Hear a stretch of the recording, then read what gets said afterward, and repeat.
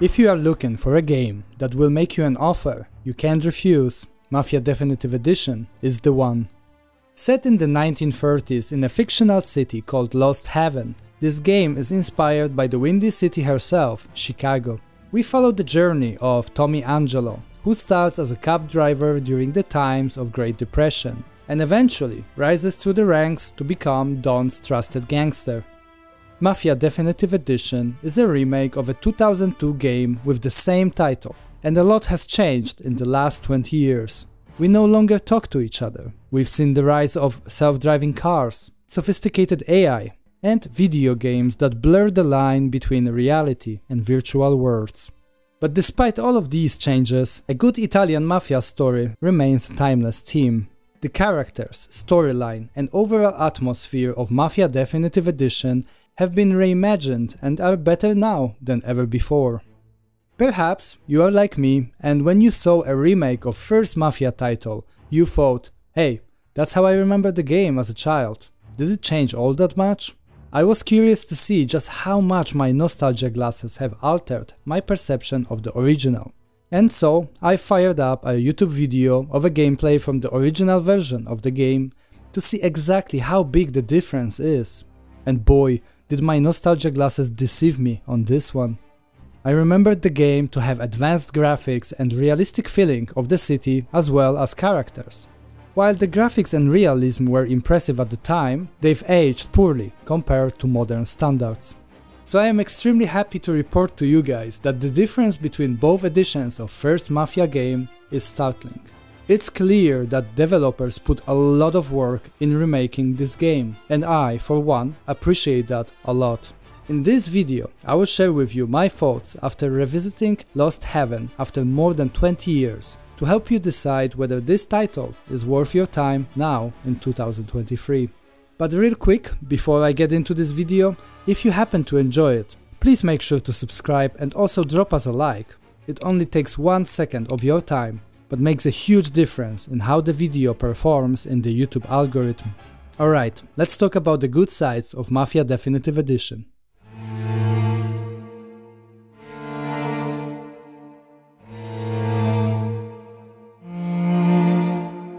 Let's talk about the story, which is where Mafia shines the brightest. The narrative of Tommy Angelo, who is the main protagonist, drew me in and kept me engaged throughout. What's interesting is that the story isn't particularly unpredictable or filled with great twists. The story of Mafia is like a good pizza. You know what you're getting, but it's so delicious that you keep coming back for more. It's a Scorsese-inspired take on the Italian Mafia in the United States, complete with conflicts, betrayals, car chases and shooting scenes.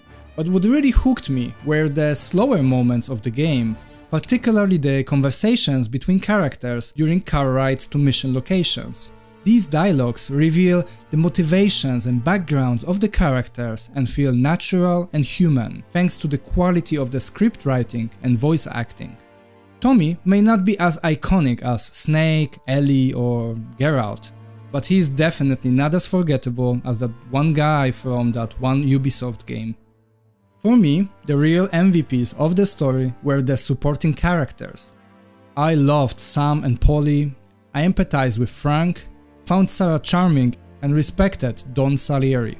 The writing and voice acting for these characters were excellent, and I never felt like skipping cutscenes or avoiding optional dialogues. In short, the story is the game's best feature and it's definitely worth experiencing for fans of narrative-driven games.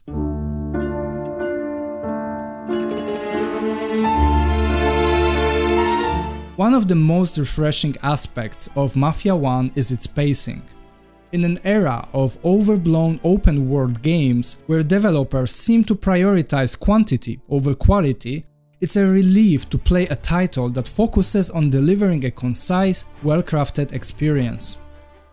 Unlike games such as Assassin's Creed or Far Cry, which can overwhelm players with an endless stream of side activities and collectibles, Mafia 1 takes a more measured approach. While the city of Lost Haven is open for exploration, there are no marked optional objectives, no randomly generated events, and no side activities to distract you from the main story.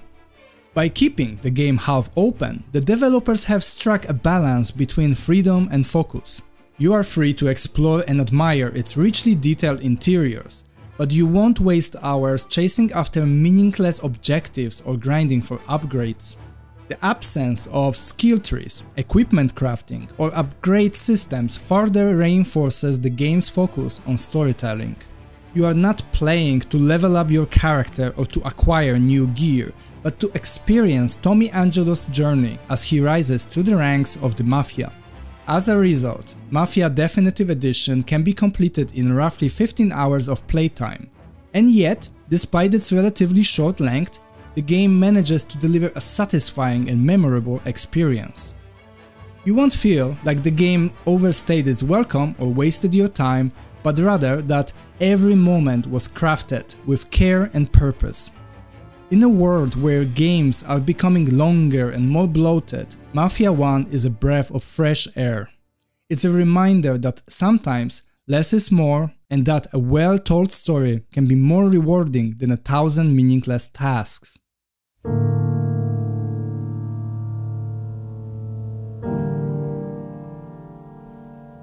Another outstanding aspect of Mafia Definitive Edition is the attention to detail. Hangar 13's remarkable job of creating the atmosphere of 1930s Chicago is evident through the detailed interiors and the authentic streets that feel realistic. However, what sets this game apart are the small details that the developers have meticulously thought through. For example, when driving through a tunnel, the radio quality is distorted for the duration of time spent underground.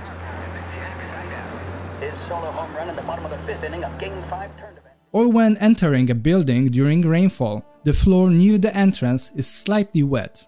These small but significant touches do not contribute to the gameplay experience, and some players may not even notice them. Nevertheless, they help create a rich, immersive atmosphere that enhances the overall experience of the game.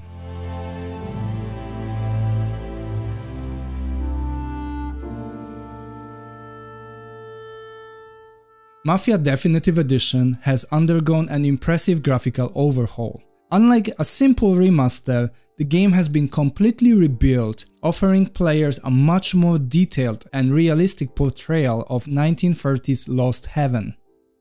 The gameplay that you see in this video was captured at 1440p resolution with maximum settings, and I used reshade preset and other tweaks to further enhance the image quality.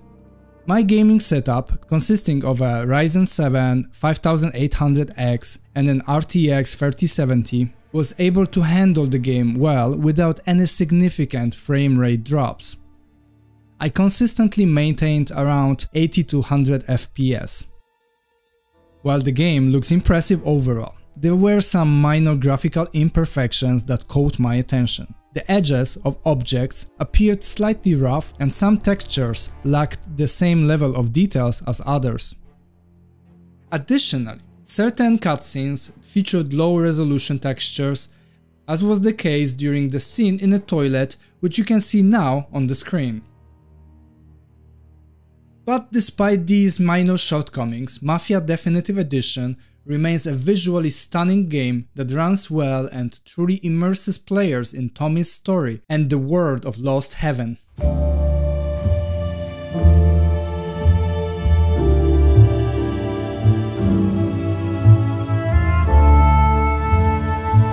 I remember playing the original Mafia and feeling like I was trying to solve a Rubik's Cube while blindfolded.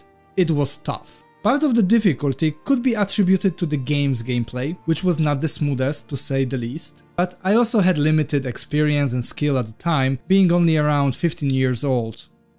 We will delve into the game's gameplay in the next section of this video, but it's important to note that most players will not be drawn to this game for its challenging gameplay, but rather for the story and the immersive atmosphere the game offers.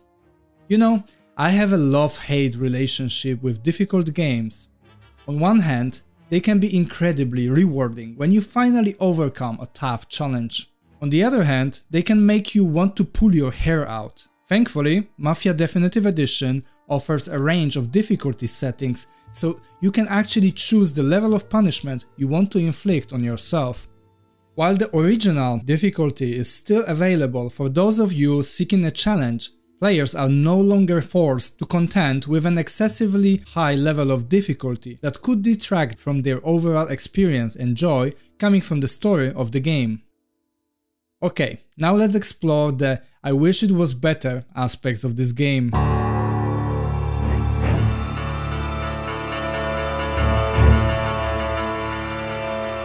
One of the most important aspects of any game is its gameplay, and Mafia's original gameplay wasn't a standout feature due to its high difficulty level and clunky controls. However, with the remake, the game has been upgraded with more modern animations and mechanics, resulting in a better overall experience. The brawls have been improved, and the cover system has been imported from Mafia 3, making it much more polished and refined.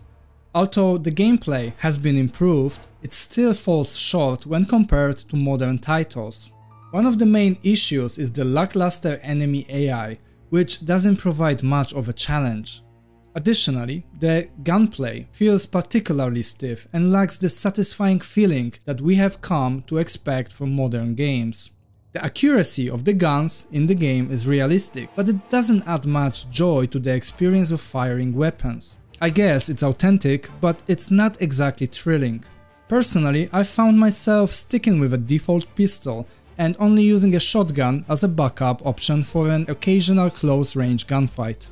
Now, don't get me wrong, the gameplay in Mafia is definitely serviceable, but it doesn't have the same level of excitement as newer titles. Even heavily underrated Mafia 3 gives much more satisfaction from combat gameplay.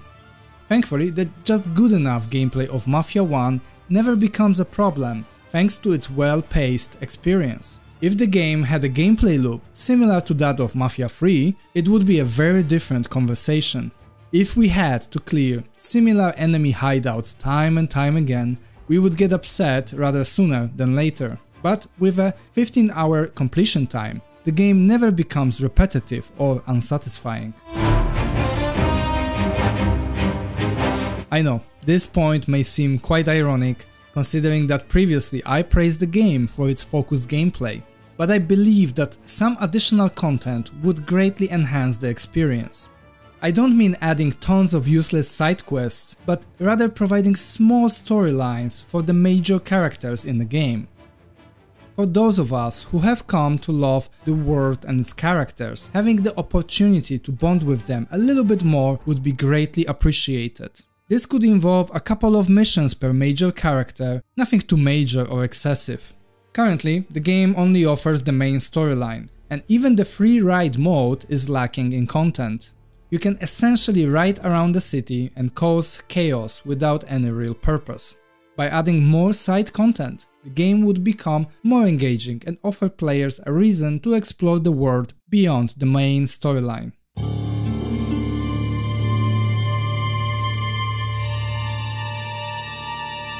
My experience with Mafia Definitive Edition was very enjoyable. I have completed the game with a smile on my face, thanks to great storytelling and the story's design, as well as pacing. The game did not overstay its welcome. It finished just in the right moment. So if you're a fan of good storytelling, immersive atmospheres, and pretending to be a 1930s gangster, then Mafia Definitive Edition is the game for you. Just don't expect to have too much fun shooting people with vintage firearms.